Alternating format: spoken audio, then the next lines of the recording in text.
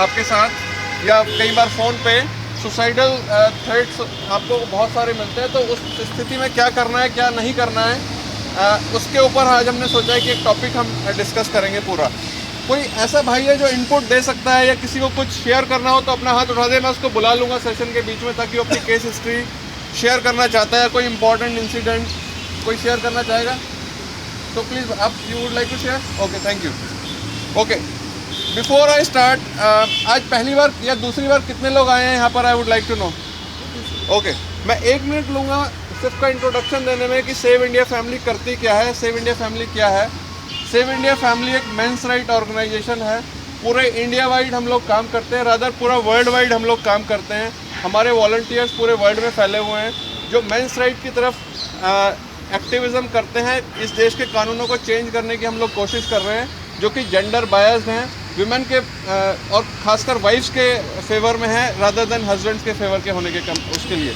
तो हम लोग उस लॉज को चेंज करने का काम कर रहे हैं। हम लोग ऐसे विक्टिम्स की फ्री में हेल्प करते हैं। सेव इंडिया फैमिली कभी कोई किसी से फीस चार्ज नहीं करता है, वीकली, मंथली, क्वार्टरली। हम लोग फ्री में लोगों की हेल्प करते हैं जिनके ऊपर false dowry cases, 498 domestic violence, 125 rape cases और बहुत सारे लॉज जिनका मिसयूज़ करती हैं विमेन। हम ऐसे लोगों की फ्री में हेल्प करते हैं। हमारी वेबसाइट का नंबर है, वेबसाइट का नाम है saveindiafamily.in। जो लोग नोट करना चाहें प्लीज़ नोट कर सकते हैं।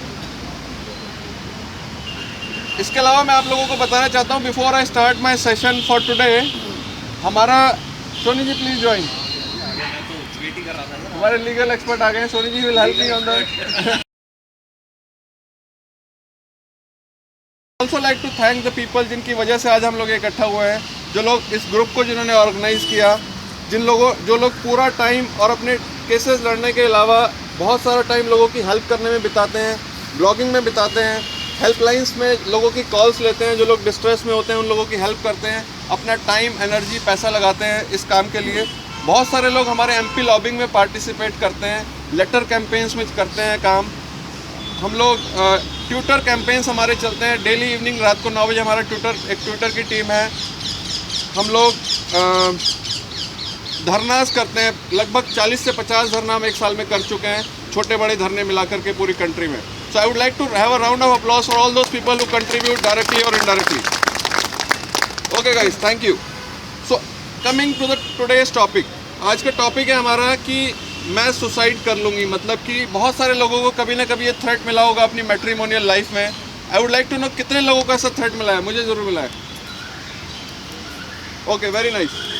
सो जनरली हमने ये देखा है कि हमारे सिर्फ में लगभग 1000 कॉल के करीब आते हैं। डेली सिर्फ की अगर जो मैं बात करूँ, इन अ मंथ हमारे सारे एक्टिविस्ट जितने भी हेल्पलाइंस पे अवेलेबल हैं, लगभग 1000 कॉल के करीब हम लोग लेते हैं। 30-40 कॉल तो नए लोगों से सर मैं ही लेता हूँ अकेला। 30-40 लोग सबको करते हैं। ओके, सो 1000 बहुत बड़ा नंबर है। 1000 अगर कॉल महीने में आते तो 12,000 केस नहीं होते दिल्ली के अंदर, पॉसिबल ही नहीं। Okay sir, coming, okay, I am not going into the data. बहुत सारे केसेस हमारे पास आते हैं जहाँ पे और ऑलमोस्ट मैंने देखा है कि 40 to 50% लोग इस थ्रेट से गुजर रहे होते हैं कि वाइफ उनको थ्रेट कर रही है कि मैं सुसाइड कर लूँगी, या वो अटेम्प्ट कर चुकी होती है, उसके बाद वो हम लोगों को कॉल करते हैं। And people don't know what to do. वो एक्चुअली विक्टिमाइज हो रहे होते हैं हस्बैंड्स, और उनको ऐसा लग रहा होता है कि हमने कोई गलत काम कर दिया, और वो उनको समझ में नहीं आता कि फैमिली से बात करें। अपनी फैमिली से बात करते हैं, वो उनको सपोर्ट नहीं करती है। वाइफ की फैमिली से बात करते हैं, वो कहते हैं जी आपका प्रॉब्लम है, आप देखो लड़की तो हमारी ठीक थी, शादी के बाद ऐसा क्यों करने लगी, आपकी प्रॉब्लम है। सो वो कहीं नहीं जा पाता है बेचारा, डिवोर्स फाइल करने से डरता है, मेडिकल हेल्प लेने से डरता है, लीगल हेल्प लेने से डरता है। So he has no way. In fact वो खुद ही विक्टिमाइज हो रहा होता है, पर उसको उसके साथ क्रुएलिटी हो रही होती है, पर उसको लगता है कि वो खुद कोई शायद क्रुएलिटी कर रहा है। सो ये सेशन में हम लोग बताने की कोशिश करेंगे कि वाइफ्स ऐसा क्यों करती हैं, आप लोग क्या कर सकते हो, क्या स्टेजेस होती हैं, आप लोग क्या कर सकते हो, और फिर उसके लीगल एस्पेक्ट्स पे हम लोग बात करेंगे कि कोर्ट्स का क्या नज़रिया है इस तरह के मामलों में। सो बेसिकली रीज़न जो हम लोगों ने स्टडी किया, जो हम लोगों का डेटा है, जो एक्सपीरियंस है, उसके बेसिस पे हमें ऐसा लगता है कि बहुत सारे पर्सनैलिटी डिसऑर्डर्स होते हैं जिसके कारण कई बार ये सिर्फ कोरी थ्रेटनिंग होती है, पर जनरली एक पर्सनैलिटी डिसऑर्डर होता है। 3 या 4 तरह के पर्सनैलिटी डिसऑर्डर मैंने नोट किए जो मुझे लगता है कि कॉमन है हमारे एटलीस्ट सिर्फ के बंदों में, जिनकी वाइफ्स के बारे में मैंने सुना है। सबसे पहले, और मैं आपके कुछ ट्रेट्स बताऊंगा, पूरा डिटेल में बताना पॉसिबल नहीं है, एटलीस्ट आपको पॉइंटर्स मिल जाएंगे, आप घर जाके इंटरनेट पे पढ़ सकते हैं अगर जो आप इस तरह की सिचुएशन से गुजर रहे हैं। तो सबसे पहला और इम्पॉर्टेंट और बहुत ही कॉमन डिसऑर्डर है, that is narcissistic personality disorder, NPD बोलते हैं इसको। और इसके कुछ सिम्टम्स हैं जो मैं आपको बताऊंगा। इस तरह के जो केसेस होते हैं, जो इस तरह की जो लड़कियां होती हैं या इस तरह के जो पर्सनैलिटीज़ होती हैं जिनको ये डिसऑर्डर होता है, NPD इसको बोलते हैं शॉर्ट में, इनको एक बहुत ज़्यादा एरोगेंट और बहुत ज़्यादा कॉन्फिडेंट ये लोग नज़र आते हैं। इनको अपनी जो छोटा सा भी कुछ काम कर ले, इनको लगता है कि इन्होंने बहुत बड़ी अचीवमेंट कर लिया, ये बहुत ज़्यादा एबिलिटीज़ इनमें बहुत ज़्यादा हैं, बहुत ज़्यादा कैपेबिलिटीज़ हैं इनमें। इन लोगों को अटेंशन प्रॉब्लम होता है, अटेंशन डेफिसिट होता है। हर चीज़ के लिए इनको प्रेज़ करने की ज़रूरत होती है। छोटी छोटी चीज़ों में इनको आपको अप्रेज़ करना पड़ता है कि बहुत अच्छा काम किया आपने, बहुत अच्छा खाना बनाया आपने, या बहुत अच्छा मैगी बनाई। मैगी भी बना ले तो उसको उसमें अप्रिसिएशन चाहिए होता है कि बहुत अच्छा काम किया, और आप अप्रिशिएट ना करो तो आपसे झगड़ा होता है फिर।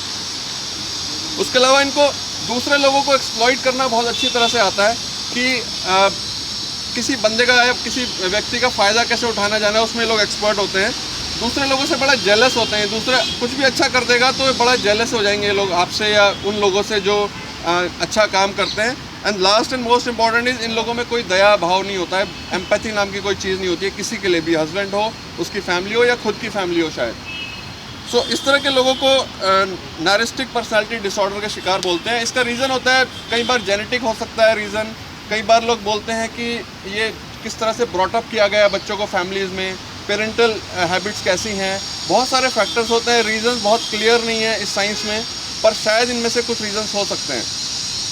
इसके अलावा एक और इम्पॉर्टेंट डिसऑर्डर है border line personality disorder, BPD बोलते हैं। काफ़ी सारे केसेस सिर्फ के लोगों से मैं जो जानता हूँ वो BPD के शिकार होते हैं, उनकी वाइफ्स। इन लोगों में खासकर एक NPD के अलावा जो प्रॉब्लम होती है वो ये होती है कि सेल्फ डिस्ट्रक्शन की इनमें टेंडेंसी होती है। ये अपने आप को नुकसान पहुंचाने की कोशिश करते हैं फिजिकली, और सामने वाले एक्सट्रीमली हाई एक्सपेक्टेशन होता है इनका सामने वाले। This is the most common by the way. और extremely high expectation, unrealistic expectation, mood swings होता है इनका बहुत जल्दी। 1 मिनट में आपसे प्यार करने लगेंगे, 1 मिनट आपसे झगड़ा करने लगेंगे, और कई बार झगड़ा हफ्तों तक चलता है। सुसाइडल टेंडेंसीज इन लोगों में सबसे ज़्यादा होती है मेरे हिसाब से। Again there are couple of other syndromes also, जैसे कि पैरानॉइड पर्सनैलिटी डिसऑर्डर। सस्पिशियस लोग होते हैं ये, आपकी हर चीज़ में इनको शक होता है, आपके घर वालों पे शक होता है, आपके दोस्तों पे और खुद के दोस्तों पे और खुद के घर वालों पे शक होता है। आपकी हर एक्टिविटी पे ये लोग शक की निगाह से देखते हैं basically. And the last one that I have noted is schizophrenia personality disorder. Similar traits, और बेसिकली ये रिलेशनशिप सक्सेसफुल नहीं होती है अगर जो कोई भी एक टाइप की प्रॉब्लम हो, इनमें से कोई एक या मल्टीपल टाइप्स की प्रॉब्लम हो। हाँ जी प्लीज़। NPD में जो सबसे इम्पोर्टेंट बात है that they have variety of sexual desire from different personality. All right, okay, thank you sir, thank you. Okay, good, all right. So sir ने बताया, मैं रिपीट कर देता हूँ कि इनको सेक्सुअल डिज़ायर्स होते हैं और to have sex with multiple people. All right, thank you. अब बात आती है ये डिसऑर्डर्स है। आई वुड रिक्वेस्ट, अगर जो लोग इस प्रॉब्लम से जा रहे हैं, इंटरनेट पे प्लीज़ सर्च कर लिए, बहुत अच्छा मटेरियल अवेलेबल है, मैंने वहीं से निकाला है। इंटरनेट पे आपको डिटेल्स मिल जाएंगी इस पर्टिकुलर टॉपिक्स के ऊपर। अब बात आती है कि सुसाइड की जब धमकी दे रही वाइफ को, ठीक है प्रॉब्लम है, अब 3 स्टेजेस होती हैं सर। एक स्टेज होती है कि वाइफ सुसाइड की धमकी दे रही है, अभी उसने कुछ किया नहीं है, सिर्फ धमकियाँ मिल रही हैं आपको कि मैं ऐसा कर लूँगी, आप अपने पेरेंट्स को छोड़ दो नहीं तो मैं सुसाइड कर लूँगी, आप मुझे छोड़ोगे तो मैं सुसाइड कर लूँगी, आप फॉरेन ट्रिप पे जाओगे तो मैं सुसाइड कर लूँगी। 50 चीज़ों में धमकियाँ मिलती हैं। दूसरी स्टेज होती है जब वाइफ ने अटैम्प्ट कर लिया होता है, उसने फिनाइल पी लिया, उसने कोई गोली खा ली या अपना हाथ काट लिया, ऐसे बहुत सारे केसेस आते हैं हमारे पास। तो कोई एक सुसाइड अटैम्प्ट वो कर चुकी है, उस केस में आपको क्या करना है। और तीसरा और मोस्ट इम्पॉर्टेंट केस होता है कि वाइफ ने सुसाइड कर लिया है। So that is a very very special case. I would like Soni sir to address that, but before that मैं उस पर आता हूँ कि अगर जो वाइफ सिर्फ थ्रेटनिंग दे रही है, अभी सिर्फ थ्रेटन कर रही है आपको, तो आप क्या कर सकते हो। And I will give my inputs. किसी और के पास कोई सजेशन है, please feel free to add. जब वाइफ सुसाइड की धमकी दे रही है ना सर, आपको कोशिश ये करनी चाहिए कि एक तो आप उसको इंस्टिगेट मत करो बिल्कुल भी। अगर जो कह रही है कि मैं आग लगा लूँगी मिट्टी तेल डाल के, या मैं कूद जाऊँगी छत से, आपको ये एटीट्यूड नहीं होना चाहिए कि कूद जा, क्योंकि ऐसे केसेस हमने देखे हैं कि हस्बैंड ने कहा कूद जा और वो एक्चुअली कूद गई, उसने कहा कि मैंने मिट्टी तेल डाल लिया है, तो हस्बैंड ने उसको माचिस पकड़ा दी और उसने एक्चुअली आग लगा ली। तो please don't do that, don't provoke absolutely, बिल्कुल भी प्रोवोक मत कीजिए। हो सकता है वो धमकी हो, पर हो सकता है उसके पीछे कोई सीरियसनेस भी हो। नहीं सीरियस नहीं, प्रवोक करोगे तो बंदा जोश में आगे कर जाता है। मानता हूँ सर, सही कह रहे हो। तो प्रोवोक आप उसको मत कीजिए, आप उसको कोशिश कीजिए, अपने साथ लोगों को एनरोल कीजिए, उसकी फैमिली के लोगों को, उसके फ्रेंड्स को, या आपकी फैमिली में अगर जो उसकी किसी से अच्छी दोस्ती है, ताकि वो उसको समझाए कि एक मेडिकल प्रॉब्लम हो सकती है, और let us go to a marriage counsellor और let us go to a psychiatrist. में ऐसा कुछ मेंटल ब्लॉक है कि साइकेट्रिस्ट के पास जाने का मतलब है कि पागल हो गई है लड़की, बट अगर जो आप उसको कन्विंस कर पाए तो आपका दो तरह से फ़ायदा होगा। अगर जो वो मान गई डॉक्टर के पास जाने के लिए, या आपने उसको किसी तरह किसी के माध्यम से कन्विंस करवा लिया, तो अगर जो वो ठीक हो गई साहब, तो आपकी किस्मत अच्छी है, आपकी लाइफ आराम से चलेगी। और अगर जो वो ठीक नहीं हुई, तो ये जो मेडिकल हिस्ट्री जो आप क्रिएट कर लोगे 2, 4, 6 महीनों में उसको डॉक्टर को दिखाने के बाद, तो वो आपकी हेल्प करेगी आपके फर्दर केसेस जब आपके ऊपर होंगे। अश्वनी जी, इसमें मेरा जो एक एक्सपीरियंस ये है कि कई बार मैंने लोगों को सजेस्ट किया है कि भैया आप उसको मत कहो कि तेरे को दिखा लेते हैं, कहो कि हम दिखा लेते हैं। हम दिखा लेते हैं, गुड, हम दिखा लेते हैं, हम दोनों चलते हैं, ठीक है। तो उससे क्या होता है कि एक तो बंदी के ऊपर जो है एक प्रेशर होता है। हमारे सोसाइटी में ये है, आमतौर पे ये है कि आदमी को साइकेट्रिस्ट के पास जाने के लिए पागल होना ज़रूरी है। डॉक्टर के पास जाने के लिए ज़रूरी नहीं है कि आपको कैंसर हो, आपको बुखार है तो भी आप डॉक्टर के पास जा सकते हैं, पर साइकेट्रिस्ट के पास जाने का मतलब है कि आप पागल हैं। तो उससे बचने के लिए हमेशा मतलब कि, और ख़ास तौर पे जब बंदी के अंदर आप ये एक्सपेक्ट कर रहे हो कि उसमें इस तरह की प्रॉब्लम है, या तो बीपीडी है, या बाइपोलर डिसऑर्डर है, या सिजोफ्रेनिया है। सिजोफ्रेनिया वाले तो खैर आमतौर पे ही आपके ऊपर किसी भी तरह से ट्रस्ट नहीं कर सकते। और ख़ास तौर पे देखा गया है जिन जिन में ये पर्सनैलिटी डिसऑर्डर होते हैं, उनकी फैमिली में और लोगों को भी इस तरह की डिसऑर्डर होते हैं। Very true. It is not alone, ये एक अकेले बंदे का केस नहीं होता है। जनरली उनकी अपब्रिंगिंग या जेनेटिक, हालांकि बहुत सारे साइकोलॉजिस्ट ये नहीं मानते कि जेनेटिक होते हैं डिसऑर्डर्स, बड़े रेयरली कोई मानता है, बट या तो जीन्स या फिर अपब्रिंगिंग जिस तरह की हुई होती है, उसमें बहुत सारे लोग जो हैं वो हिल चुके होते हैं। तो और वो भी उनको तैयार नहीं होने देते। तो इसलिए कोशिश ये करें कि उन्हें कहें कि हम चलते हैं। Okay, good. जितने भी मैरिज काउंसलर्स हैं वो बाय डिफ़ॉल्ट साइकेट्रिस्ट होते हैं। साइकेट्रिस्ट के पास जाने के बजाय उनको ये बोलें कि हम मैरिज काउंसलर के पास चलते हैं। तो ये थोड़ा जो है इसमें आपकी सक्सेस रेट बढ़ सकती है। किसी एक पॉइंट में देना चाहूँगा, मैरिज काउंसलर जो होते हैं लॉ वाले होते हैं, उनके पास ना जाके साइकेट्रिस्ट वाले, करेक्ट।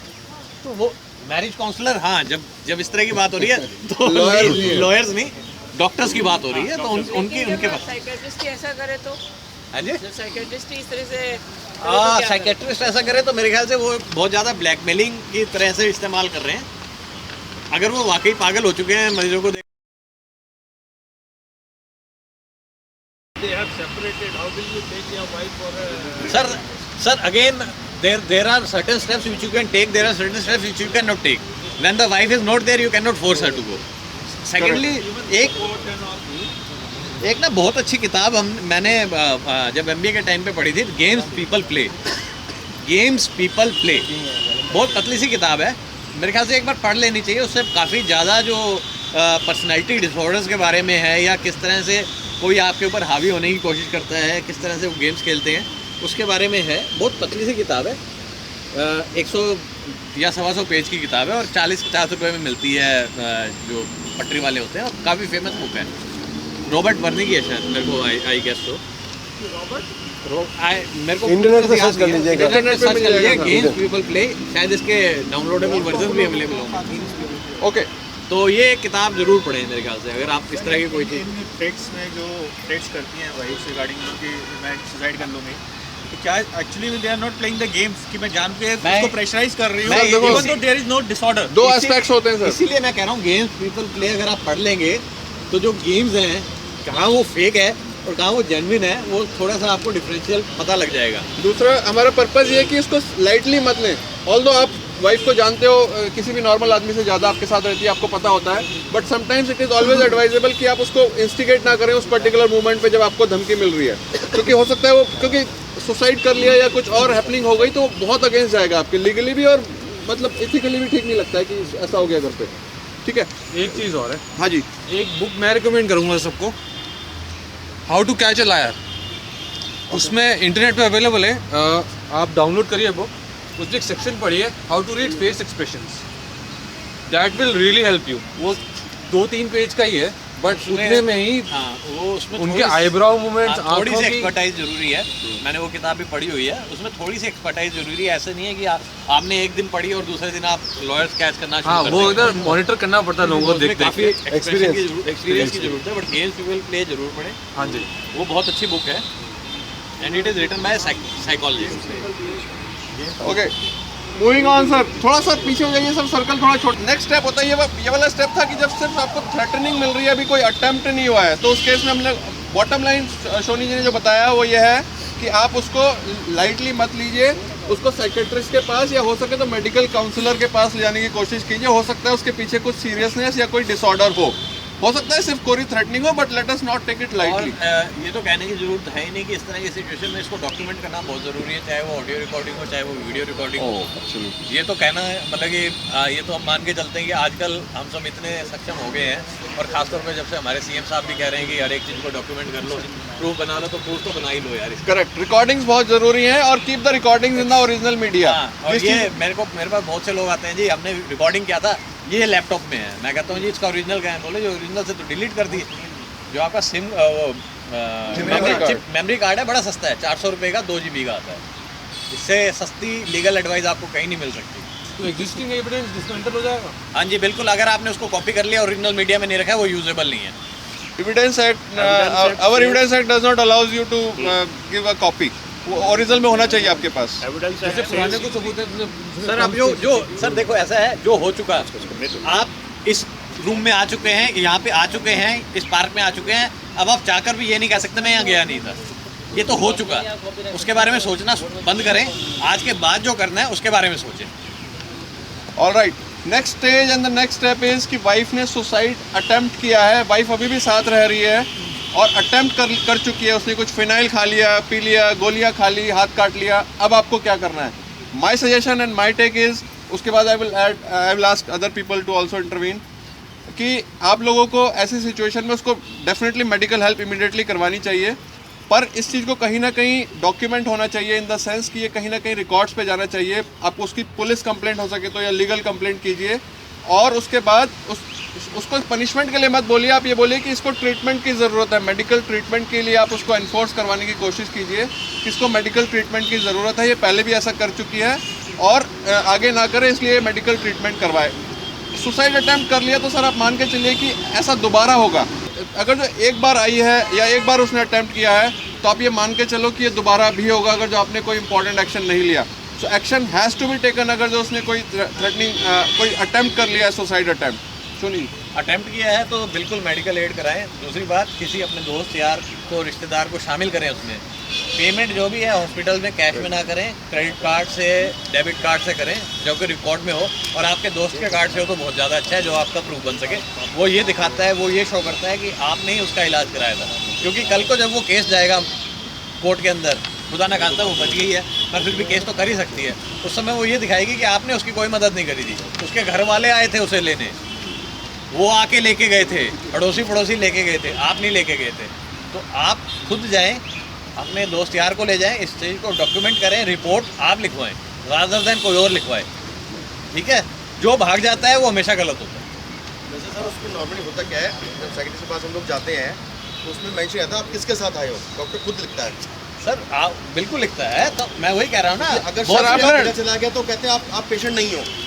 नहीं साइकेट्रिस्ट ऐसा नहीं कहता है। साइकेट्रिस्ट के मैं खुद गया हूँ यार। वाइफ ने सुसाइड अटेम्प्ट कर लिया, तो जब आप उसको डॉक्टर के पास लेके जाएं, किसी फ्रेंड को इन्वॉल्व कर लें, उसके क्रेडिट कार्ड या डेबिट कार्ड से बिल पे करने की कोशिश करें ताकि आपके पास रिकॉर्ड्स रहे। देखो बॉस, वाइफ ने अटेम्प्ट कर लिया है सुसाइड अटेम्प्ट, सीरियस है, you are in a serious problem, आप इसको लाइटली नहीं ले सकते। इसका डॉक्यूमेंटेशन एविडेंस जितना अरेंज कर सकते हो, you have to do that. अगर जो बाई चांस बहुत सारे एनआरआईज हमारे होते हैं, माई सजेशन वुड बी, जो लोग बाहर एनआरआईज हैं और जो ये वीडियो देखेंगे बाद में, उन लोगों के लिए सजेशन है कि अगर जो आप यूएस में हैं, 911 कॉल कीजिए, तुरंत आपके लिए हेल्प अवेलेबल होगी, आपको ऊपर कोई लीगल इम्प्लीकेशन नहीं होगा। और किसी और मुल्क में हर जगह हेल्पलाइन, जैसे हमारे इंडिया में 100 नंबर होता है, आप 100 नंबर बुलाइए इमीडिएट। अगर जो आपके पास कुछ नहीं समझ में आ रहा, 100 नंबर बुलाइए, 108 नंबर बुलाइए, एम्बुलेंस आएगी। और पूरा लीगल प्रोसीजर डॉक्यूमेंट करवाइए कि क्या हुआ था। एक और मैं पॉइंट कहना चाहूँगा, 100 नंबर अगर आप दबाते हैं, अगर आपको रिकॉर्डिंग करानी है तो पुलिस में रिकॉर्डिंग होती है, ठीक है। अगर आप 100 नंबर दबा के बात करें तो पूरा का पूरा चीज़ पुलिस कंट्रोल रूम में रिकॉर्ड हो जाएगा। अगर आपका कुछ चल रहा है तो वो रिकॉर्ड हो जाएगा, वो आपका एविडेंस में काम आ सकता है लास्ट फ्यूचर डेट में। और इसके अलावा बहुत सारे केसेस में RTI डाल के निकलवा भी सकते हैं। 100 नंबर अगर आप दिल्ली में डालते हैं तो आपका पूरा का पूरा जो भी बात आप कर रहे हैं वो रिकॉर्ड हो जाता है पुलिस कंट्रोल रूम एक चीज़ और बताना चाहूँगा, बाय डिफॉल्ट रिकॉर्डिंग है कि बहुत सारे केसेस में इस तरह के अटेम्प्ट्स के बाद क्या होता है, फैमिली के बड़े लोग इन्वॉल्व हो जाते हैं, मम्मी पापा ताऊ ताई कि चलो भाई साथ रहो, कोई बात नहीं, हम देखेंगे कैसे झगड़ा होता है, और साथ रहने में कोई बुराई नहीं है, ऐसा कोई बड़ा नहीं हो गया, छोटा मोटा झगड़ा हो जाता है। पर आप क्योंकि मैं आपको बता रहा हूँ, आप इसको लीगली डॉक्यूमेंट जरूर करवाइए, number 1।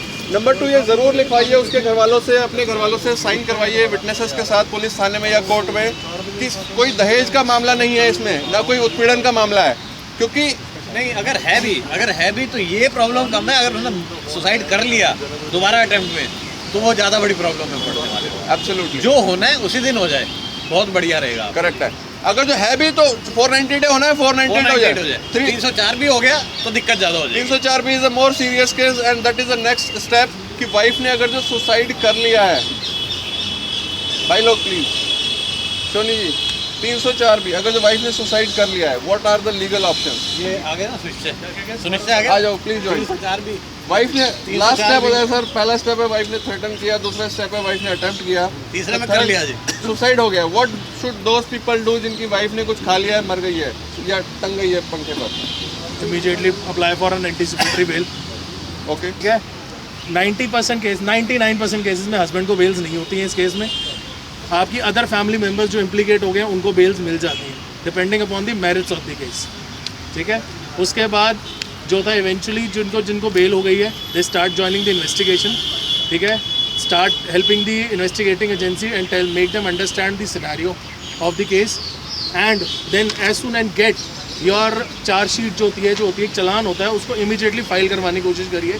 90 days is the time जिसके अंदर होता है चालान फाइल करने का, अगर कोई कस्टडी में हो, और यूजुअली हस्बैंड कस्टडी में चले जाते हैं इन केसेस में, तो उसके अंदर आप चालान फाइल करवाइए और इमीडिएटली जैसे ही चालान फाइल हो, दैट इज़ द फर्स्ट जो है आपके पास मिल जाता है जिस पे आप अपना बेल लगा सकते हैं। ओके, थैंक यू सुनिश्चय। एक और इम्पॉर्टेंट डिसीजन आया था सुप्रीम कोर्ट का थ्रेट्स को लेकर के, सुसाइड अटेम्प्ट्स और सुसाइड थ्रेट्स में प्लीज़ डिस्टिंग्विश करना समझ जाइए।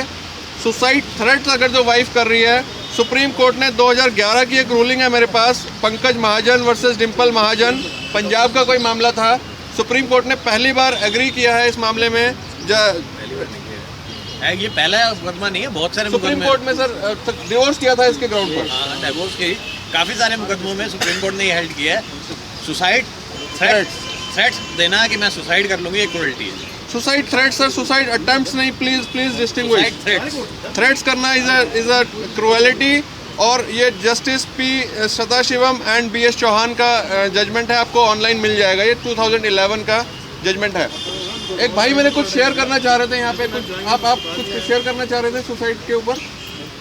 ओके, कोई क्रूएलिटी जो है लड़की क्रूएलिटी कर रही है। ओके, अगर जो लड़का वो ग्राउंड फॉर डिवोर्स बन जाता है sir, cruelty is a ground for divorce. तो अगर जो लड़की सुसाइड थ्रेट्स दे रही है तो और आपके पास सफिशिएंट प्रूफ है, आप कोर्ट में प्रूफ कर पाए गवाह और सबूतों के साथ, तो एक डिवोर्स का मामला बनता है, डिवोर्स हो सकता है इस ग्राउंड पे। But let me add, it is extremely difficult to prove cruelty under this particular condition. Sir इसीलिए मैं कह रहा हूँ कि डॉक्यूमेंट कर लें आप। इसमें एक चीज़ मैं और ऐड करना चाहूँगा कि सुसाइड अटैम्प्ट्स के अंदर ज़्यादातर देखा गया है कई केसेस में कि स्लीपिंग पिल्स का इस्तेमाल करती हैं। अच्छा, ये चीज़ थोड़ी सी मैं जहाँ तक मुझे नॉलेज है कि स्लीपिंग पिल्स अगर आप 20 या 25 से भी ज़्यादा ले लें, जो कि मार्केट्स में नॉर्मली अवेलेबल है, उनसे कभी भी लड़की को या लड़के को, किसी को भी कोई हार्म नहीं होता, और ना ही वो किसी तरीके से उनको कोई हार्म पहुँचा सकता। 35 तक नहीं होता, 35 तक इन्फेक्ट नहीं होता। तो इसका मतलब ये है कि अगर किसी आपके केस में किसी ने स्लीपिंग पिल्स खाई हैं, वो बेसिकली आपको प्रेशराइज करने के लिए खाई गई है। नहीं, ऐसा नहीं है, ऐसा नहीं पता ना, ऐसा नहीं है। हाँ, लेकिन आप इस चीज़ को ओके, मैं एक धारा का इन चीज़ों में ना पड़े। 25 में मरूंगा या 30 में मरूंगा। मैं एक चीज़ और ऐड करना चाहता हूँ। Yes definitely. सो सीधे खुद कॉल करें यार, दैट इज अटेम्प्ट टू खुद सुसाइड। कॉल करें, खुद खुद कॉल करें सर 100 नंबर पे इमीडिएटली, अगर जो दिल्ली में आप सुसाइड अटेम्प्ट किया किसी ने, बिल्कुल ओके। कॉल करें। मैं एक चीज़ और बताना चाहूँगा यहाँ पे, अगर जो हस्बैंड सुसाइड करने की धमकी दे रहा है तो ये हमारे देश में गुनाह है, DV 2005 में केस हो सकता है। DV 2005 में या threatening a wife for a suicide is a cruelty, मतलब वो आप पे डोमेस्टिक वायलेंस कर सकती है आपके ऊपर वो, ठीक है जी। I would also like to discuss another important section. भाई लोग प्लीज पे अटेंशन। 309 सर, 309 के बारे में। अटेम्प्ट सर देखो 309 बीच में डिलीट हो गया था, स्टैट्यूट से वापस आ गया है कि कोई भी अगर अटेम्प्ट करता है तो उसको 1 साल तक की सज़ा हो सकती है, पर हमेशा ये हेल्ड किया गया है कि मिटिगेटिंग सर्कमस्टांसेस देखी जाती हैं और जनरली इसमें वार्निंग देके छोड़ दिया जाता है। बहुत ज़्यादा मुकदमों में सज़ा हुई नहीं है इसमें, तो इसलिए इसके ऊपर अटेम्प्ट भी ना करें कि सामने वाले के ऊपर 309 का मुकदमा बनाएं। वो आपके ऊपर ज़्यादा मुकदमे बना सकते हैं, आप उनके ऊपर कम मुकदमे बना सकते हैं। इसीलिए मैंने बोला कि अगर जो वाइफ सुसाइड अटेम्प्ट कर ले तो उसको आप सजा के लिए रिक्वेस्ट मत कीजिए अपनी कंप्लेंट में। आप ये बोलिए कि इसको मेडिकल एड में जाने के लिए फोर्स किया जाए या मेडिकल एड कंपलसरी की जाए इसके लिए, इसका सुसाइड करने का चांस ज़्यादा है। और कुछ जजमेंट्स में यहाँ तक सुप्रीम कोर्ट ने कहा है कि दे आर जो सुसाइड अटेम्प्ट करते हैं दे आर विक्टिम।